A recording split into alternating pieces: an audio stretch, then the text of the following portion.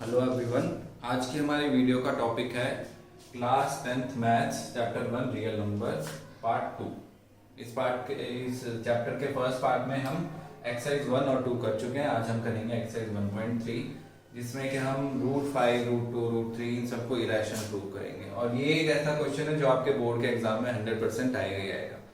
तो मतलब इस वीडियो को अगर आप 10 मिनट आप मेरे को दे दोगे या इस वीडियो को दे दोगे तो आपके बोर्ड में एक क्वेश्चन बिल्कुल 100% पक्का हो जाएगा। और हम बिल्कुल इजी मेथड में करेंगे। 3-4 क्वेश्चन जो भी इसके सारे टाइप्स हैं वो हम एक ही बार में सारे सॉल्व कर लेंगे। तो स्टार्ट करते हैं। पहले prove that root 5 is irrational. पहला क्वेश्चन है एक्सरसाइज का। इसमें सॉल्यूशन में सबसे पहले हम मान लेते हैं, let us assume that root 5 is rational. पहले मान लेते हैं कि रूट 5 एक रैशनल नंबर। अब ये अगर रैशनल नंबर है तो रूट 5 हो जाएगा इक्वल a बाय बी के, where a not equal to B होगा और b नॉट इक्वल टू 0 होगा और a and b are coprime. Coprime अब कौन से लेटर्स होते हैं, नंबर्स होते हैं? को-प्राइम नंबर्स वो होते हैं जिनका आपस में कोई फैक्टर ना हो 1 के अलावा। प्राइम नंबर्स हमने पढ़े हैं जिनका 1 और अपने टेबल में आते हैं बस।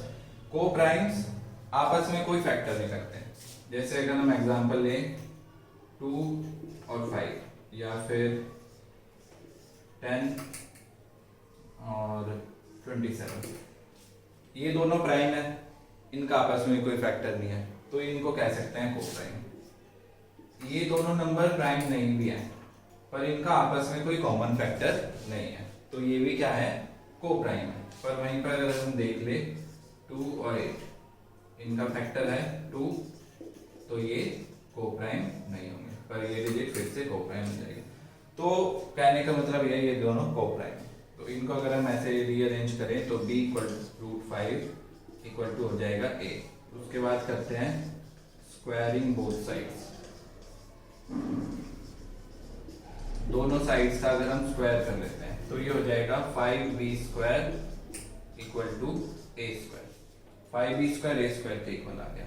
अब यहाँ पे हम देख सकते हैं कि a स्क्वायर और a दोनों का फैक्टर 5 है। मतलब अगर मान लेते हैं हम कोई चीज ऐसे लिखा है 5 × 2 = 10 तो 5 भी इसका फैक्टर है, 2 भी इसका फैक्टर है। इसी तरह से 5 फैक्टर है a स्क्वायर का। तो 5b square equal to a square. So 5 is the factor of a square as well as a और a स्क्वायर दोनों का ये फैक्टर हो गया। इसको हम नाम दे देते हैं 1। अब आगे चलते हैं तो a स्क्वायर को लिख सकते हैं हम 5c या a को लिख सकते हैं हम 5c।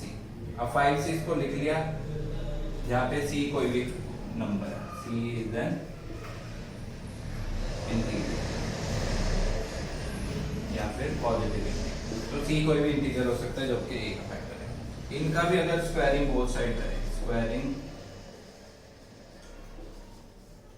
बोथ साइड्स, तो हमारे पास इधर आ जाएगा। हम इधर देख लेते हैं। स्क्वायर जब किया हमने a और 5c स्क्वायर का तो हमारे पास आया a square is equal to 25c square. अब a स्क्वायर की वैल्यू हमको यहाँ पता थी फ्रॉम 1। a स्क्वायर की जगह हम लिख सकते हैं 5b square is equal to 25c square. 5 से कैंसिल हो जाएगा तो इधर आ जाएगा 5, तो b square equal to 5c square. इससे हमें पता चला कि b और b स्क्वायर का भी फैक्टर क्या है, 5 ही है। तो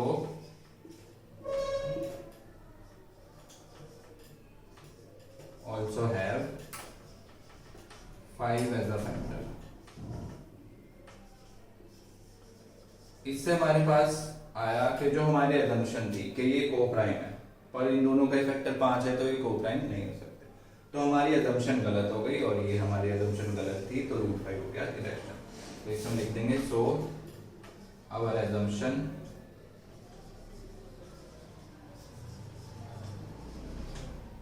was wrong and root 5 is irrational। तो ये देख सकते हैं हम क्वेश्चन 3 मार्क्स में या 2 मार्क्स में जैसे भी आएगा, 3 मार्क्स में आता है मेनली, तो इसको हम इजीली सॉल्व कर सकते हैं, इजीली रिमेंबर कर सकते हैं, इसमें कोई चेंज नहीं आ सकता।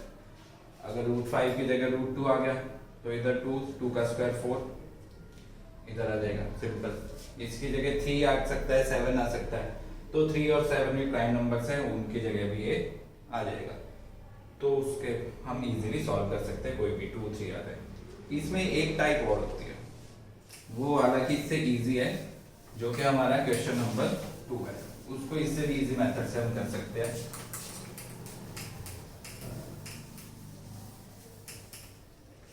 क्वेश्चन नंबर 2 है हमारे पास, prove that 3 + 2 root 5 is irrational. अब 3 + 2 रूट 5 अगर हमारे पास आ जाए तब हमको क्या करना है, या इधर कुछ भी आ जाए, सिंपल रूट वाली टर्म के अलावा कोई भी टर्म आ जाए हमारे पास, 3 + 2 रूट 5 आ रहा है, 3 - 2 रूट 5 आ रहा है, 2 + रूट 5 आ रहा है, 2 - रूट 2 आ रहा है, कुछ भी ऐसा आ जाएगा, 1/√2 आ रहा है, तो उन सबको करने का सेम तरीका है। इसके नेक्स्ट क्वेश्चन, थर्ड क्वेश्चन में उनको और अच्छे से कर लेंगे, अभी सिर्फ ये वाला पार्ट करते हैं। तो इससे भी फिर से let us assume that 3 + 2 root 5 is rational. इसको हमने मान लिया एक रैशनल नंबर, तो 3 + 2 रूट 5 को भी हम लिख सकते हैं a/b की फॉर्म। a/b की फॉर्म में लिख लिया, where a and b are coprime. फिर से सेम वही मेथड जो हमने अब तक किया था सेम, और जहाँ पे b ≠ 0 होगा, ठीक है, इतना है। इसके बाद हमने क्या करना है, हमें पता है कि इधर जो भी रूट वाली टर्म होगी वो होगी इर्रेशनल हमारे पास, जो कि हम पहले ही प्रूव कर चुके हैं। तो इसको इधर छोड़ना है हमें और बाकी सब उधर ले जाना है धीरे धीरे। वो कैसे करना है, 2 रूट 5 a/b, 3 इधर प्लस में है तो इधर जाके माइनस हो जाएगा, तो 2 रूट 5 आ जाएगा इक्वल a + b/3b। एलसीएम लिया, ये b से मल्टीप्लाई हो गया। अब 2 इधर रूट 5 के साथ मल्टीप्लाई में इधर जाएगा ये डिवाइड, तो ये रूट 5 a - 3b = 2। हमें पता है कि ये जो डिजिट है वो इर्रेशनल है, तो ये भी क्या हो गया, इर्रेशनल, तो हमारे assumption फिर से गलत हो गई। But we know that root 5 is irrational. तो फिर से same statement, so our assumption was wrong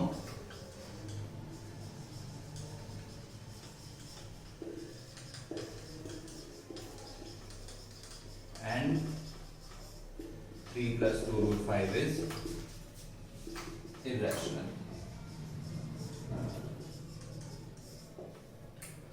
अब ये था हमारे पास इर्रेशनल का कॉन्सेप्ट। इसको चाहो तो आप कॉपी कर सकते हो, इधर से देख के वीडियो को पॉज करके, या समझ के भी दोबारा आपसे खुद ट्राई करके वैसे भी कर सकते हो। तो इजी सा कॉन्सेप्ट था। अब चलते हैं हम क्वेश्चन नंबर 3 की तरफ। तो ये है हमारे पास हमारा क्वेश्चन नंबर 3, जिसमें हमें प्रूव करना है फिर से irrational. First part 1/√2, second part 7 root 5, third part 6 + √2। तो इस क्वेश्चन में हमारे पास इस एक्सरसाइज के इस टाइप के सारे क्वेश्चंस कवर हो जाएंगे।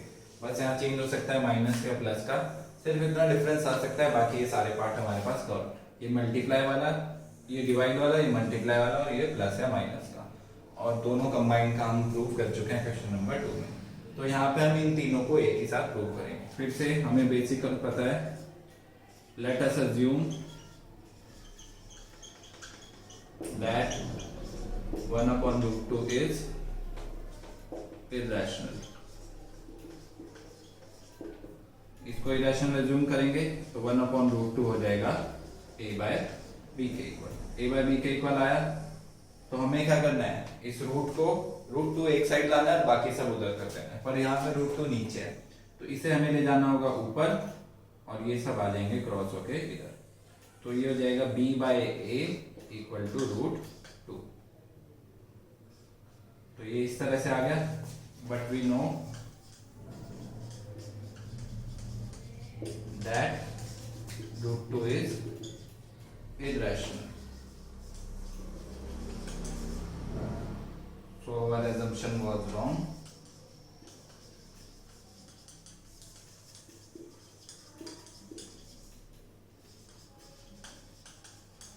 And 1 upon root 2 is irrational.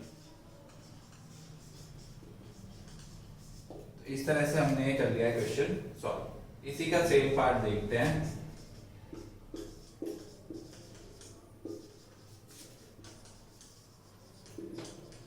Statement सबकी सेम होगी, इसलिए बार बार मैं स्टेटमेंट नहीं लिखूंगा। तो इस पार्ट में हम देखते हैं फिर से कि 7√5 को हमने a/b के इक्वल रख दिया। ये वाली स्टेटमेंट यहाँ उतार के फिर 7√5 लिखना है इसमें।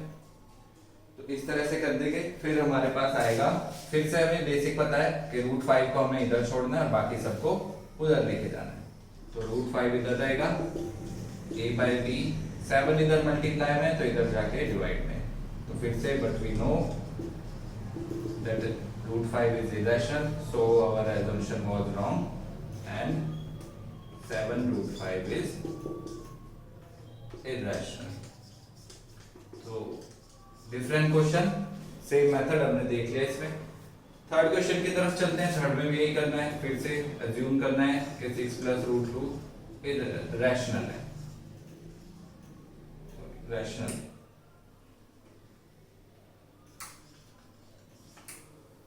रैशनल माना है इसको, तो 6 + √2 आ जाएगा फिर से a/b के इक्वल। हमें पता है कि इसको √2 इधर को इधर छोड़ना है और बाकी को उधर लेके जाना है।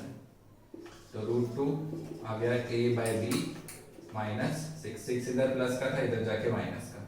एलसीएम लेंगे तो आएगा b, इसके नीचे b था तो सेम, और ये आ जाएगा 6b। तो फिर से हमारी assumption wrong हो गई क्योंकि √2 रैशनल है, हमें पता है। √2 irrational है पता है, तो our assumption was wrong। फिर से same statement, and 6 + √2 is irrational। Okay, तो ये था हमारे पास हमारा क्वेश्चन। इसमें इसको irrational की जगह रैशनल कर लेना है। ये थे हमारे पास एक्सरसाइज 1.3। अब चलते हैं हम एक्सरसाइज 1.4 की तरफ। एक्सरसाइज 1.4 में हमें पढ़ना है टर्मिनेटिंग, नॉन टर्मिनेटिंग और रिकरिंग, नॉन रिकरिंग के बारे में। Terminating and non terminating numbers. Terminate का मतलब हम सभी को पता है, जैसे कि टर्मिनेट मतलब खत्म होना। तो ऐसे डेसिमल्स जो कि कहीं पे ना जाके खत्म हो जाते हैं कहीं ना कहीं पे, तो उनको हम बोलते हैं टर्मिनेटिंग। और नॉन टर्मिनेटिंग जिनकी वैल्यू कभी खत्म नहीं होती, या जो इनका डेसिमल के बाद कभी वैल्यू आनी खत्म नहीं होती है, तो उनको बोलते हैं नॉन टर्मिनेटिंग। इनके एग्जांपल देख लेते हैं और बेसिक मेथड देख लेते हैं। तो जब भी डिनोमिनेटर में 2 की पावर m और 5 की पावर n इस तरह से कुछ होगा तो वो हमेशा टर्मिनेटिंग होगा। 2 की पावर m या 5 की पावर n का क्या मतलब हुआ, मान लेते हैं 1/2 है, सिंपल सा। इसमें 2 की पावर m, ये पावर 0 भी हो सकती है और 1 2 3 4 कितने भी जा सकती है, पर माइनस भी नहीं होनी चाहिए। और डिनोमिनेटर में 2 या 5 हो तब, या दोनों साथ में हो सकते हैं या एक ही हो तो भी चलेगा।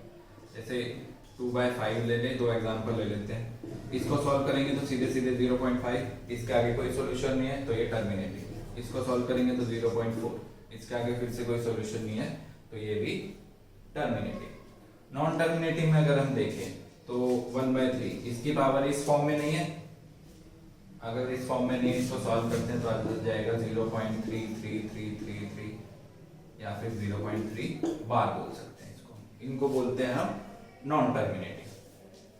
एक और एग्जांपल लेते हैं, अगर कोई और जैसे 2/7 मान लेते हैं। 2/7 हो तो 14 2 पे, फिर 56 8 पे, फिर 35 5 पे एंड सो ऑन। तो ये भी कभी जाके खत्म नहीं होगा, चाहे उसको कितना भी मल्टीप्लाई करते जाएं। तो ये थे टर्मिनेटिंग, जिनकी वैल्यू फिक्स होती है, वैल्यू खत्म हो जाती है, यानी कि है नॉन टर्मिनेटिंग।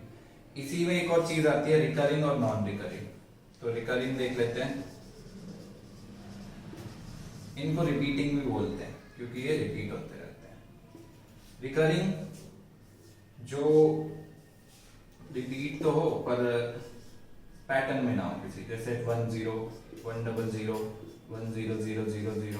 अब इनको हम लिख नहीं सकते, इनका कोई इस फॉर्म में नहीं लेके आ सकते, या कोई फिक्स वैल्यू नहीं दे सकते कि कब जाके ये रिपीट हो जाएंगे एक टाइम बाद, तो इनको बोलते हैं रिकरिंग। अब हम चलते हैं अपने एक्सरसाइज 1.4 की तरफ, जिसमें हमें बताना है कि ये 10 जो डेसिमल एक्सपेंशन हैं वो टर्मिनेटिंग होंगे या नॉन टर्मिनेटिंग होंगे। अब उसके लिए या तो हम इनको पूरा डिवाइड करके चेक करेंगे कौन टर्मिनेट हो रहा है और कौन नहीं हो रहा है, या फिर हमें जो फॉर्मूला पता है कि डिनोमिनेटर अगर 2m इंटू 5 की पावर n की फॉर्म में होगा तो ये जो डेसिमल एक्सपेंशन है वो टर्मिनेटिंग होगा। तो इसी तरीके से हम इनको सॉल्व करके देखते हैं। पहला क्वेश्चन है 3125 को लिख सकते हैं 5 की पावर 5, या फिर इस तरह से, तो ये इस फॉर्म में है 2 की पावर 0 इंटू 5 की पावर 5, तो ये है टर्मिनेटिंग। नेक्स्ट देखते हैं 17/8, 17 और 8 को लिख सकते हैं 2 इंटू 2 इंटू 2, या फिर 17/2 की पावर 3। अब 5 हो ना हो, 5 नहीं है तो मतलब 5 की पावर 0 है, तो इसको भी हम बोल सकते हैं टर्मिनेटिंग। नेक्स्ट इज 64/455, 64/455, तो इसको लिख सकते हैं 5 इंटू 7 इंटू 13। अब यहाँ पे 5 के साथ 7 और 13 है, तो ये हो जाएगा नॉन टर्मिनेटिंग।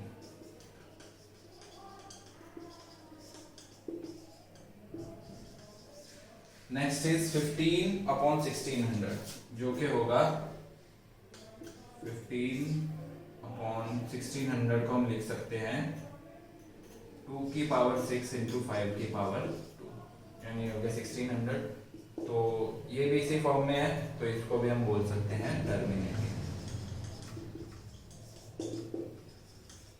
नेक्स्ट इज 29/343, जो कि 7 का क्यूब है, तो 29/7 की क्यूब, 5 और 2 नहीं है इसमें, तो ये भी नॉन टर्मिनेटिंग।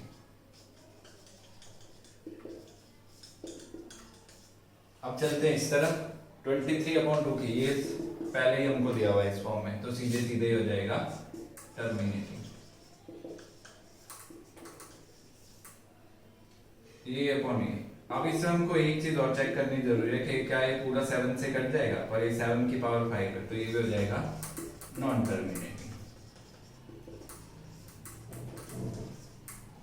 नेक्स्ट क्वेश्चन है 6/3 इंटू 5। अब ये क्वेश्चन इंटरेस्टिंग है, थोड़ा सा अलग टाइप का। यहाँ पे 3 है पर फिर भी ये टर्मिनेटिंग होगा। इसका रीजन क्योंकि ये 3 से कैंसिल आउट हो रहा है, तो ये आ गया 2 नीचे 5 है, तो ये भी हो गया terminating. Next is 35/50, 35/50, 50 which is 2 की पावर 2 इंटू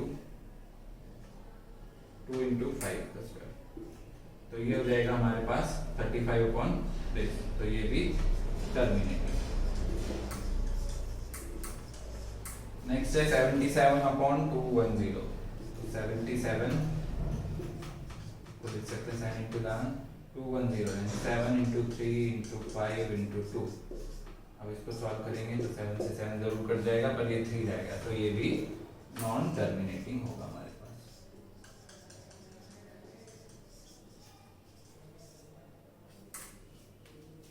तो ये हम देख चुके हैं इजी वे में, बिल्कुल 10 के 10 पार्ट हम सॉल्व कर चुके हैं फटाफट के, कौन से टर्मिनेटिंग है और कौन से नॉन टर्मिनेटिंग है। सीधे ये फॉर्मूला लगा के हम इनको आसानी से फाइंड आउट कर सकते हैं। नंबर 2 में हमें बताना है कि इनमें भी जो टर्मिनेटिंग है उनका डेसिमल एक्सपेंशन हमको लिख के दिखाना है। तो मतलब हमें first, second, fourth, sixth, 8th और 9th का डेसिमल एक्सपेंशन, मतलब इनको डेसिमल फॉर्म में भी लिख के दिखाना है, और बाकी सबको हम छोड़ सकते हैं।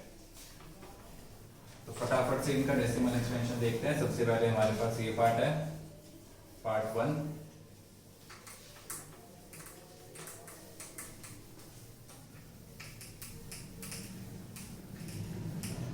सबसे पहले ये आया, सीधे सीधे इसको हम डिवाइड करके देख सकते हैं। 13 को अगर 3125 से डिवाइड करेंगे हम, तो पहला 0 लगाएंगे तो नहीं जाएगा, दूसरा भी लगाएंगे तो भी इससे छोटा है तो नहीं जाएगा, तीसरा लगाएंगे तो इधर एक जीरो आ जाएगा, तब ये जा सकता है। तो 13,000 पहले हम इसको करके देखते हैं। तो ये जाएगा 4 पे, तो आ जाएगा 12500। तो ये 4 पे गया। इधर हमारे पास बचेगा 005500, एक जीरो और लेते हैं। तो ये गया 1 पे, 3125 1 पे गया। तो ये बचेगा 1875। फिर से एक जीरो लेते हैं, तो इसको करते हैं हम 6 से मल्टीप्लाई, तो ये जाएगा 18750। तो ये इस तरह से आ गया। तो ये आ गया हमारे पास इसका डेसिमल एक्सटेंशन आ गया 0.00416।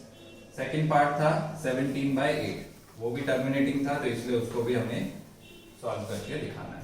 सेकेंड पार्ट है हमारे पास 17/8, इसका इजीली हम सॉल्व भी कर सकते हैं।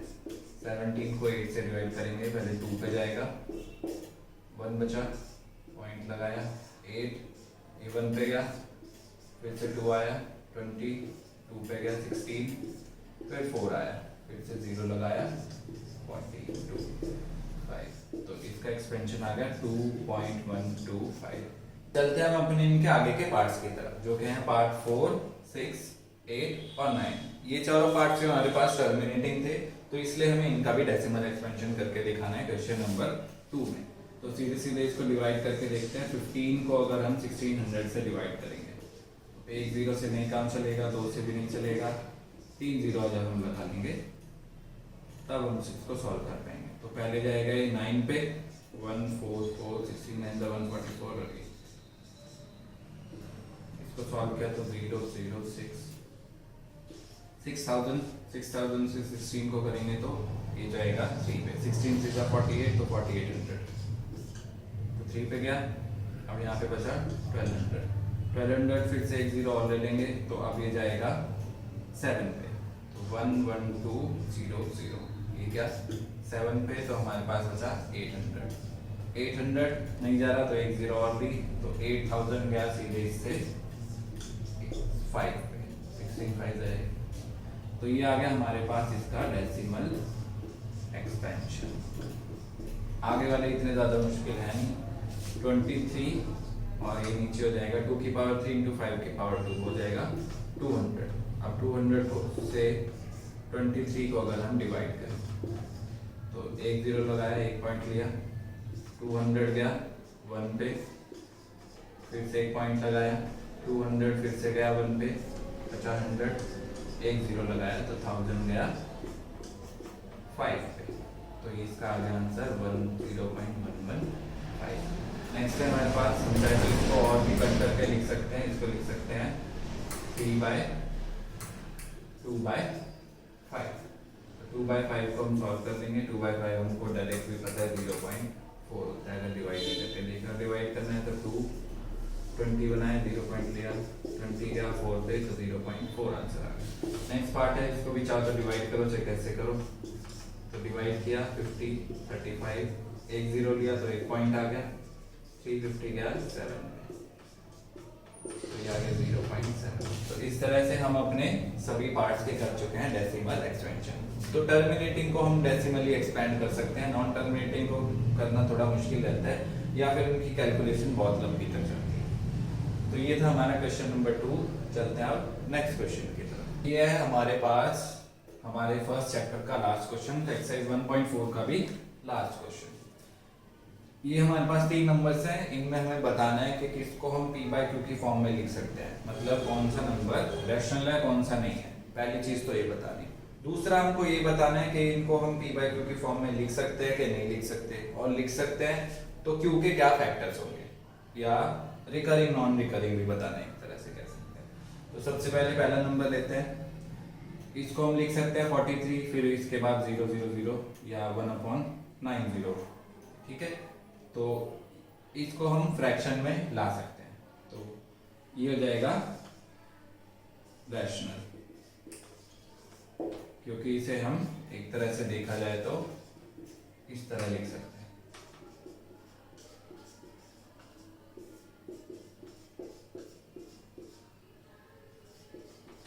तो इस तरह से लिख सकते हैं Q is in the form of 2 की पावर m 5 की पावर, तो ये हम इसके बारे में लिख सकते हैं। तो ये क्या है, rational terminating and so.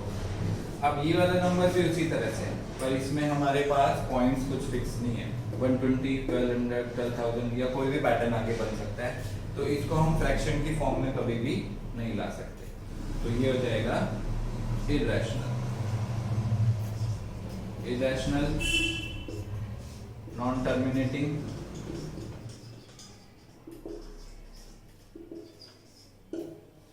P is not in the form of 2 की पावर m and 5 की पावर m, तो P इस फॉर्म में नहीं होगा और ये हो जाएगा non recurring.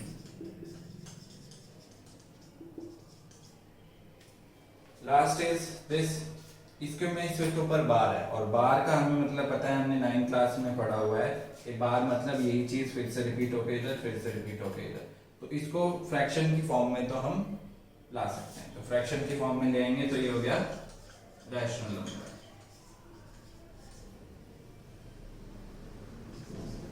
Rational non terminating, क्योंकि इसकी वैल्यू कभी खत्म नहीं होगी।